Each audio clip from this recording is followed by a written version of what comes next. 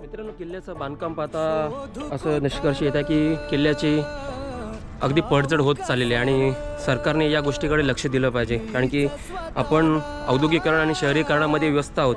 मात्र किल्ल्याच्या अशी आपण पाहू शकता मागच्या बाजूने संपूर्ण पडझड होत चाललेली आहे. आपल्याला हा आपला ऐतिहासिक ठेवा, आपला वारसा जर पुढच्या पिढीला दाखवायचा असेल तर या किल्ल्यांची डागडुजी नक्कीच व्हायला पाहिजे. किल्ल्याचा जीर्णोद्धार करायला पाहिजे आणि या जीर्णोद्धारासाठी खास सरकारने या गोष्टींकडे लक्ष दिलं पाहिजे असं मला तरी वाटतं.